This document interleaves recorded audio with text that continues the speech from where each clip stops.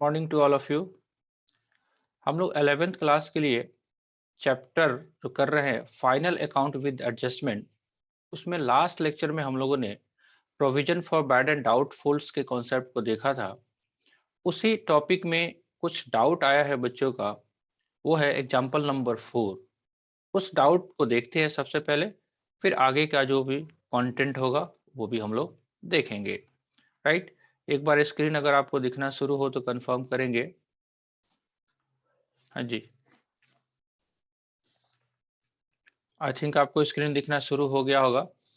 देखिए, ये जो इलस्ट्रेशन है, अगर इस इलस्ट्रेशन की बात करें तो इस इलस्ट्रेशन में जो आपको बैड एंड डाउटफुल डेट्स के जो कंटेंट दिए गए वो कहाँ कहाँ है वो पहले ढूंढते हैं। तो सबसे पहले तो हमारे को डेटर्स दिया हुआ है यहाँ पे। राइट, डेटर्स डेटर्स है 24,000। अगर हम यहाँ पे वर्किंग करें तो हमारे पास क्वेश्चन में डेटर्स दिया हुआ है 24,000 का। राइट, एक तो सामान ये दिया हुआ है, क्रेडिट साइड वाला आपका क्रेडिटर है। उसके अलावा आपको provision for doubtful debts 1000। Provision already ये ट्रायल बैलेंस के अंदर है, ट्रायल बैलेंस में दिया हुआ है 1000। ठीक है जी। उसके बाद ट्रायल बैलेंस के अंदर ही बैड डेट्स दिया हुआ है 600 रुपए का, आई थिंक 600 ही है। राइट, 600 बैड डेट्स जो है 600, ये है आपके ट्रायल बैलेंस के अंदर। तो ट्रायल बैलेंस के अंदर जो भी आइटम रहेगा वो अपने आप में एडजस्टेड रहेगा, यानी कि इस डेटर्स जो है ये फाइनल डेटर्स है आपका। इसमें से ऑलरेडी प्रोविजन भी घट चुका है और बैड डेट्स भी आपका घट चुका है, यानी कि ये 24,000 फाइनल है। लेकिन जब हम बात करते हैं एडजस्टमेंट की, तो एडजस्टमेंट के अंदर जो दी गई बातें होती है उसको एडजस्ट करना है अभी ट्रायल बैलेंस में। मतलब ट्रायल बैलेंस में जो भी आइटम दिया हुआ है उसके बाद अगर एडजस्टमेंट में दी गई हुई ये बातें हैं तो उसको हम क्या मान के चलते हैं कि इसको और करना है। तो क्या करने के लिए बोला जा रहा है, इसमें बोला जा रहा है provision for bad debts to be maintain and 5% on debtor. आपको क्वेश्चन कह रहा है एडजस्टमेंट में कि आपको जो प्रोविजन है डेटर्स पे वो 5% मेंटेन करना है। ठीक है जी, तो हम करते हैं मेंटेन। तो सबसे पहले हमको कितना डेटर्स पे हमको मेंटेन करना है वो हमको मालूम होना चाहिए। तो हमारे पास देखिए, हमारे पास प्रोविजन है 1000 का, बैड डेट्स हुआ है 600। तो ये बैड डेट्स आपको मालूम है, अगर हमने प्रोविजन बना रखा है और उस प्रोविजन के लिए कोई खर्च हो रहा है, उसके लिए कोई नुकसान हो रहा है, तो उस प्रोविजन से ही करेंगे। तो हम एक लेजर है यहाँ पे ड्रॉ करते हैं, इसका नाम रहेगा provision for bad and doubtful debts. ठीक है, अब इसमें प्रोविजन में ये क्रेडिट बैलेंस है, तो ये हमारा ओपनिंग बैलेंस है, यानी कि कह सकते हैं बाई बैलेंस बीडी। कितना दिया हुआ है क्वेश्चन में, क्वेश्चन में दिया हुआ है 1000। और इस साल आपका बैड डेट्स हुआ है, तो अगर प्रोविजन हमारा मेंटेन है तो ये बैड डेट्स प्रोविजन से ही राइट ऑफ होगा। अगर मेंटेन नहीं है तो ये पीएल अकाउंट में जाएगा डायरेक्टली। बट यहाँ पे अभी हमारे पास प्रोविजन क्या है, मेंटेन है, तो हम इसको कहाँ पे भेजेंगे, इसी अकाउंट में। तो यहाँ पे लिखेंगे टू बैड डेट्स, कितना 600। अब ये जो फिगर है 24,000, उस पे क्वेश्चन बोल रहा है, और इस क्वेश्चन में फर्दर बैड डेट्स नहीं लिखा हुआ है, मतलब आगे और बैड डेट्स होना है वो नहीं लिखा हुआ है, तो हम ये मान के चलेंगे और नहीं है। लेकिन हमारे को प्रोविजन कह रहा है कि जितने भी डेटर्स हैं हमारे उस पे 5% प्रोविजन मेंटेन करना है। तो यानी कि क्वेश्चन कह रहा है कि 24,000 का 5% हमको चाहिए क्लोजिंग बैलेंस, यानी कि टू बैलेंस सीडी हमको चाहिए कितना। क्वेश्चन दिया हुआ है 24,000 का डेटर्स है, हमको 5% मेंटेन करना है। 24,000 का 5% कितना होगा, 10% होगा, 2400, 1200। राइट, इतना हमको करना है। ठीक है जी। तो अब जर के देखें, डेबिट साइड का समेशन 1800 हो गया, तो इधर भी, इधर कम है तो इधर कितना भी होना चाहिए, इधर भी 1800। तो बैलेंस जो बचा आप, तो यही तो पीएल अकाउंट में जाएगा, यानी कि प्रॉफिट एंड लॉस अकाउंट में हम ये कह सकते हैं provision, provision during the year. तो इस साल जो आपने प्रोविजन किया वो पीएल अकाउंट में ले जाइए बैलेंसिंग फिगर। कितना आपके पास 1800 में से 100 गया 800, 1000 गया, राइट। तो जब पीएल अकाउंट बनाने जाओगे तो आप देखिए बुक खोल के, आपने आंसर भेजा नहीं है, क्या पीएल अकाउंट के बाहरी साइड में 800 रुपया आपको डेबिट हुआ है? यस और नो? आप चेक कर ले एक बार, जिन्होंने सवाल भेजा है उन लोग चेक कर ले, राइट।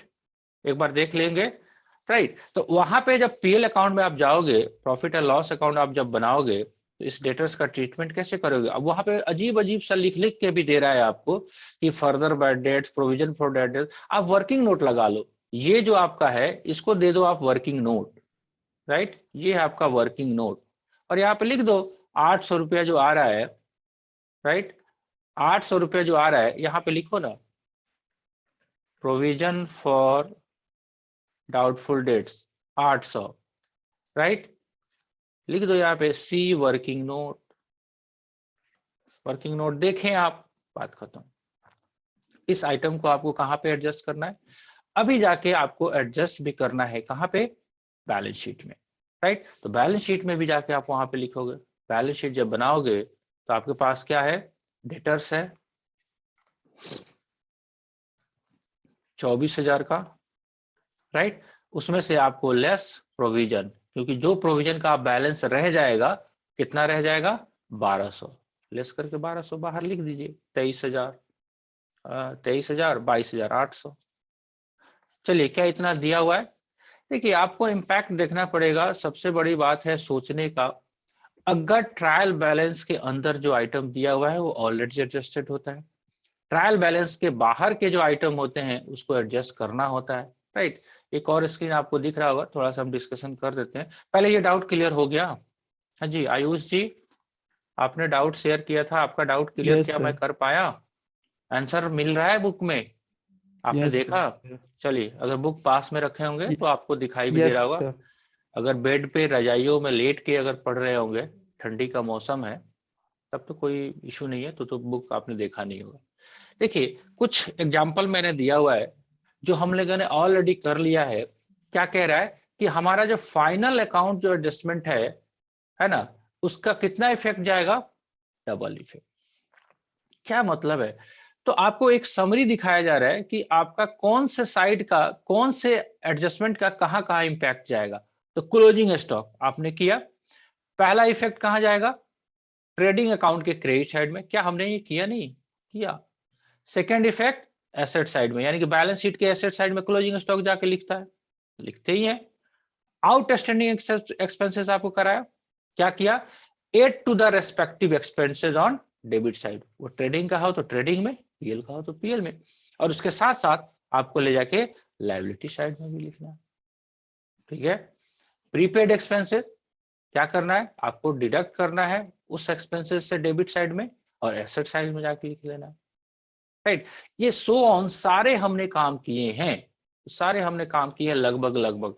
तो एक, मैं शुरुआत से ही बोलते आ रहा हूं कि आपको जब भी आप क्वेश्चंस करेंगे तो आपको देखना है कि कौन सा आइटम कहां पे है, राइट। तो जो ट्रायल बैलेंस के अंदर है उसका डबल इंपैक्ट नहीं जाएगा, उसका सिंगल इंपैक्ट जाएगा, ठीक है।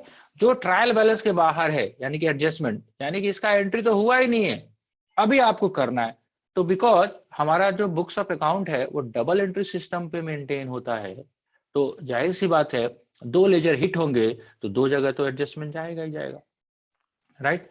आज स्पेसिफिकली फिर से आपने जो प्रोविजन फॉर डाउटफुल डेट्स पूछा था, तो मैंने ये भी आपको बताया था, हालांकि ये लास्ट लेक्चर में भी बता दिया था कि आपको पीएल अकाउंट में जो वहां पे फॉर्मेट दिया हुआ है, अगर समझने में दिक्कत हो रहा है तो you have to prepare ledger account, क्योंकि लेजर अकाउंट जब बनाओगे ना तो कॉन्सेप्ट ज्यादा डेवलप होगा, ठीक है जी। तो ये ध्यान में रखिए, आप इस प्रोसेस को एक बार फॉलो करें, शायद आपको कॉन्सेप्ट और बढ़िया समझ में आएगा, राइट। आपको प्रिपेयर करना है provision for bad and doubtful debts account, because ये लायबिलिटी होता है, तो ओपनिंग बैलेंस इसका क्रेडिट साइड में जाएगा, बाई बैलेंस बीडी, और जो क्वेश्चन रिक्वायर्ड करेगा उसका रखेंगे। उसके साथ साथ जो बैड डेट्स दिया गया है, अगर प्रोविजन मेंटेन है तो ये बैड डेट्स पीएल अकाउंट में नहीं जाएगा, डायरेक्टली कहां जाएगा? सबसे पहले इस अकाउंट में आएगा। अगर प्रोविजन नहीं मेंटेन है तो पीएल अकाउंट में डायरेक्टली जाएगा, राइट। तो इस क्वेश्चन में भी आपका प्रोविजन मेंटेन है तो वहां नहीं जाके यहां से हुआ। चलिए जी, और कोई समस्याएं? बहुत स्लो प्रोसेस है। इलिस्ट्रेशन नंबर 4 पे है आप लोग, लेक्चर नंबर 6-7 हो गया और इलिस्ट्रेशन नंबर 4 पे है, तो प्रॉब्लम तो है कहीं। हाँ जी, बाकी लोग को डाउट नहीं आ रहा है या क्वेश्चन बन रहा है या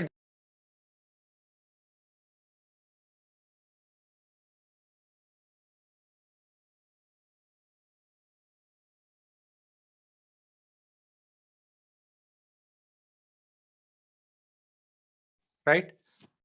ठीक है जी। चलिए, तो बाकी सारी बातें नेक्स्ट लेक्चर में करेंगे। तब तक के लिए आप क्वेश्चन करें, कोई डाउट होता है तो आप शेयर जरूर करें।